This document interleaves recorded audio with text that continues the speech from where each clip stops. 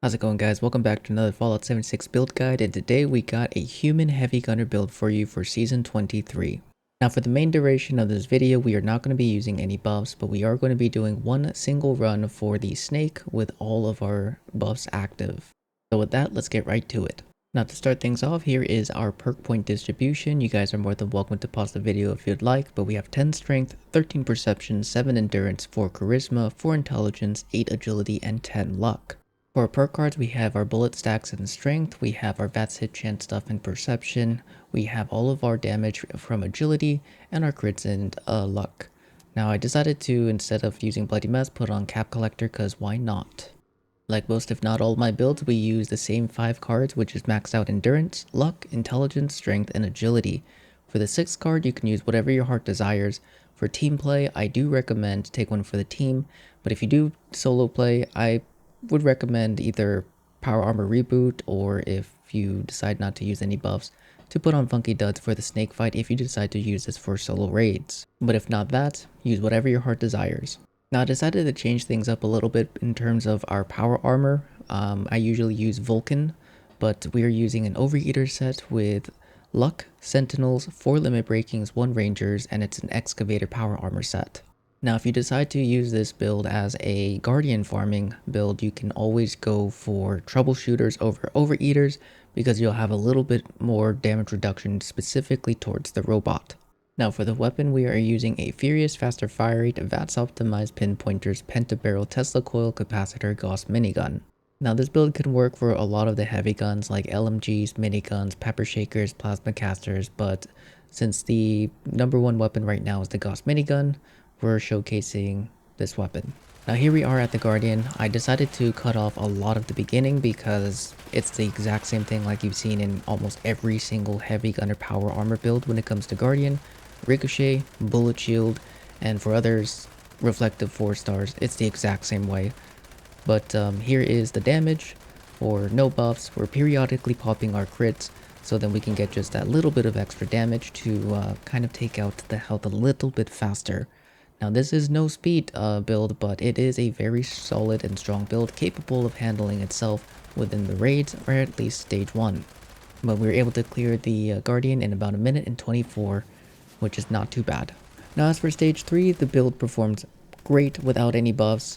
It does, like most builds, struggle with the repair bots solo, but other than that, taking out the Guardians is a piece of cake, and even better when it comes down with buffs. Now for a build that doesn't have any advantages like Nerd Rage or Glow cards, it performs beautifully through the raids. Even with a team, it performs even better because of course, with a team you'll have access to more damage due to take one for the team, and any benefits from the mutations and stringent numbers per cards that you run. That is stage 3, able to take out all 3 Guardians with ease. Now here we are at the snake. Here is a quick show of our effects showing that we are still not using any buffs. And we're going to go ahead and pre-stack our bullet stacks. Get it up to 20 so that when we reload, we'll start with 10 stacks. And then what I normally like to do is pop my coffees or sunshine oils, whatever your choice is, just before I start moving in. So then as I'm moving in, I can start charging up my overheat and trying to connect my VATS as quickly as I possibly can. This will then allow me to push my damage early on while he's still spawning, or you could wait until he fully spawns like so. But our damage is looking quite nice. It's not anything crazy. Again, with no buffs, we are of course limited to what we can deal. But as you can see, for the health to damage ratio in terms of what's getting taken out is quite nice. Actually quite juicy for a full health build. Now also another thing about this, and a little tip and trick for anyone who may not know, is that if you stand in third person, as long as you are hip firing, no ADS, no first person, no VATS, you can stim, spam, and heal while still shooting. Because if you ADS in third person or VATS, you cannot heal. And you cannot do this outside of PA because it only works within PA. So, cool little tip and trick if you guys didn't know, but we were able to take out the snake in under a minute. Now for anyone who was wondering about the full damage potential and how fast with this build can kill the snake, well, this is going to be a run for you. We have the Tesla 9 magazines, our Big Guns bobblehead, Soothens, as well as our crit food buff. We're going to take our overdrive, which is already active I believe, and then get the fight started. But you can already see a huge difference in the drain of the HP for the snake. Now there is a way to technically make this build a little bit stronger, but the only thing is that it will require a little bit more investment, which we're not going to be covering here in this video.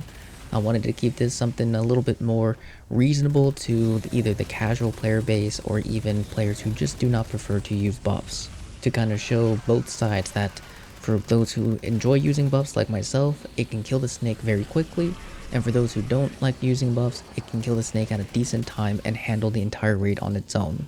But 34 seconds or 39 seconds is not bad at all. But that about covers it, guys. I hope you enjoyed the video and found the information useful. If you did, let me know in the comments, and then let me know if you have any questions, and please consider liking and subscribing. But with that, hope you guys have a wonderful rest of your day. As always, happy hunting, good luck, and I'll see you guys in the next one.